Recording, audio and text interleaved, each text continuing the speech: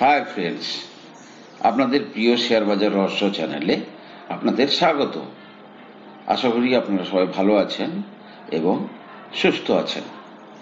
Friends, market আজকে 234 point নিচে closing দিয়েছে।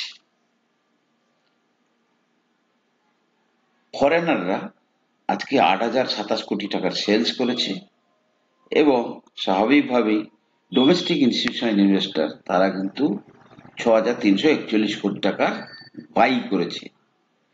ফরেনার যতই বিক্রি করুক, ডিআইআই সাপোর্টটাকে কিন্তু আপনারা লক্ষ্য রাখবেন। ডিআইআই কন্টিনিউয়াসলি মার্কেটে কিন্তু টাকা ঢেলেই যাচ্ছে, মিনস তাদের কাছে ইনফ্লো আছে, বিভিন্ন ইনস্টিটিউশনের মাধ্যমে তাদের কাছে মানে টাকার ইনফ্লো সেরকম আছে।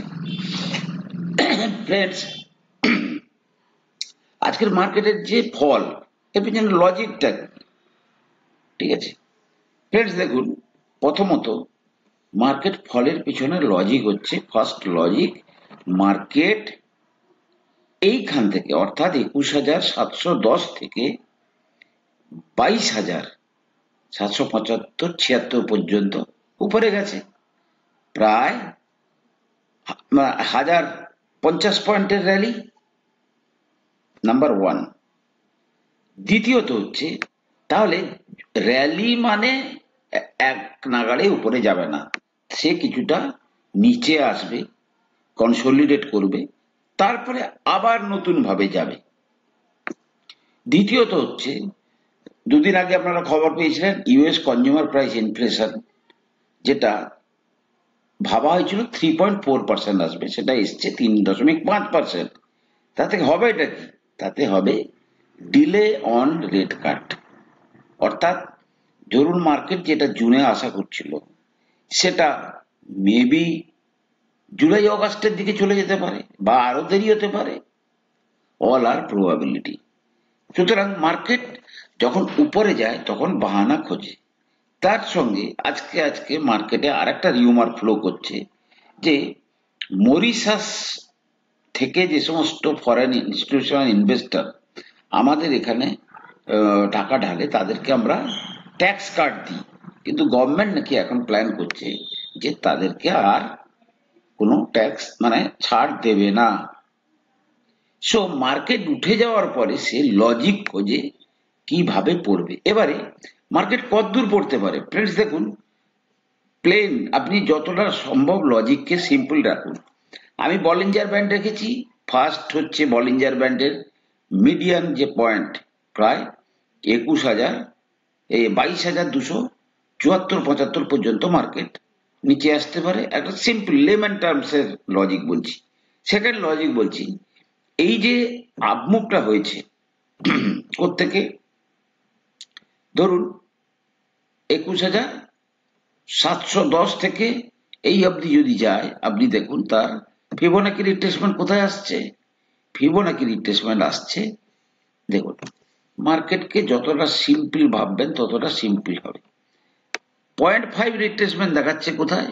0.5 হচ্ছে এটা হচ্ছে 2338। আচ্ছা, 0.5 কোথায় আসছে দেখুন, 22,250, অর্থাৎ যেখানটাতে বলিঞ্জার ব্যান্ডের মিডিয়ান করছে। এবং থার্ড কারেকশন যদি আরো ফল হয়, দেন আপনার এই জায়গায় মার্কেট আসতে পারে 22,111, যদি কোনো খারাপ খবর থাকে। মানে এই সমস্ত লেভেলগুলো প্রাথমিকভাবে আমরা ট্র্যাক করব মার্কেট ফলের ক্ষেত্রে। অর্থাৎ যখন মার্কেট ফল শুরু হয়েছে, ওয়েট ফর 1 or 2 days যে মার্কেট ফলটা কন্টিনিউ করছে কি করছে না। চতুর্থত আর একটা পয়েন্ট হচ্ছে ফ্রেন্ডস, এবারে রেজাল্ট আসা শুরু হয়ে যাবে। রেজাল্ট আজকে বোধ হয় ইনফোসিসের টিসিএস এর রেজাল্ট আসবে।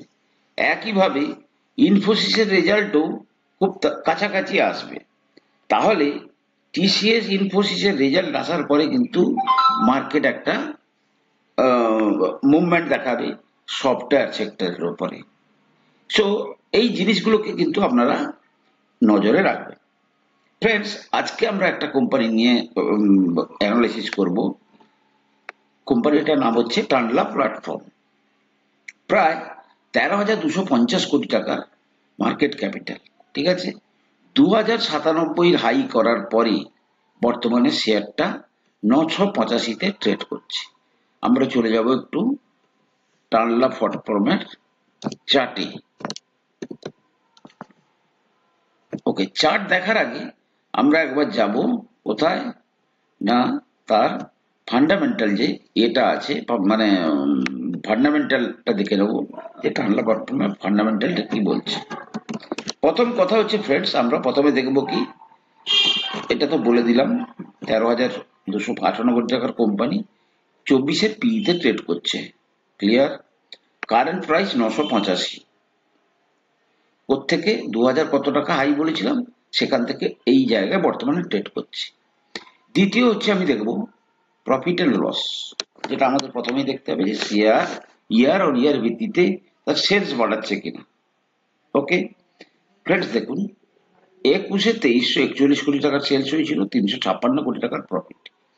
3206-এর সেল, 539 কোটি টাকার প্রফিট। তারপরের বারে 3355-র সেলস, মার্জিন কমেছে 18% কমার জন্য 448 কোটি টাকার প্রফিট।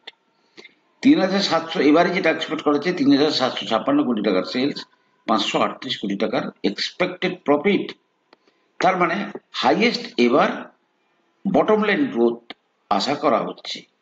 এবং আপনি যদি দেখেন 26 থেকে পিই হয়েছিল 22-এ 39.73, আবার নেমেছিল 33.31, তারপরে এখন 40.04। ফ্রেন্ডস, আর একটা জিনিস এখানে লক্ষ্য রাখতে হবে, কোম্পানিটা কোথায় বিজনেস করে। এই জায়গাটা যদি আপনারা দেখে নেন, আর বিজনেসটা করে কি না, cloud communication provider enabling business to communicate with their customer and intended recipient। Customer কে কে, এয়ারটেল এদের কাছে সার্ভিস নেয়, SFR, Google, Facebook, LinkedIn, HDFC bank, Kotak bank, Axis bank, CAMS, department of telecommunication, true caller. এবং এদের ইন্ডিয়ার revenue 68%, বাইরে থেকে আসছে 32%। তাহলে আমার যে মার্জিন কমছে, ইউরোপে স্লো ডাউন চলছে, তাহলে সেখানে আমার কখনো কখনো ইয়ে হবে। দ্বিতীয়ত এদের কম্পিটিশন ফেস করতে হয়, যার জন্য কখনো কখনো এই কি বলে মার্জিনে ফল আসলেও আসতে পারে। কত কোটি টাকার ইকুইটি ফ্রেন্ডস, দেখুন মাত্র 13 কোটি টাকার ইকুইটি। আপনি এবারে এইভাবে ভাববেন, আপনার একটা 13 কোটি টাকা, যদি আপনার একটা 13 কোটি টাকা দিয়ে ব্যবসা শুরু করেছিলেন, যে প্রতি বছরে আপনাকে 538 কোটি টাকা করে প্রফিট দেয়, তাহলে এই ব্যবসাটাকে আপনি কত টাকায় বিক্রি করবেন? এইটাই কিন্তু পিই।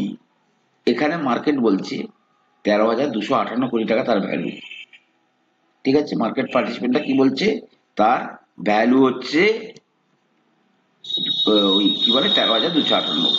তাহলে 13 কোটি টাকার মাত্র মানে দিয়ে ব্যবসাটা হচ্ছে, তার বর্তমান রিজার্ভ আছে কত, 17.34। কোনো লোন নেই। ওকে, ইনভেস্টর দেখবো, ইনভেস্টরের প্রমোটারের কাছে 44.16% আছে, ফরেনারদের কাছে 15% আছে, ডোমেস্টিক প্লেয়ারদের কাছে খুব একটা বেশি মাল নেই, বাকি আছে পাবলিকের কাছে। তাহলে ফান্ডামেন্টাল পার্টটা আমার কাছে মোটামুটি ঠিকই লাগছে। এবং শেয়ারটা, এবারে আমি চার্টে যাব, আজকে আমি কোথায় পাচ্ছি, যদি শেয়ারটা মাঝে এই লেভেল 2097 লেভেল থেকে, মানে 2100 টাকা থেকে আজকে পাওয়া যাচ্ছে 985, এবং 2100 থেকে 400-তেও নেমে এসেছিল।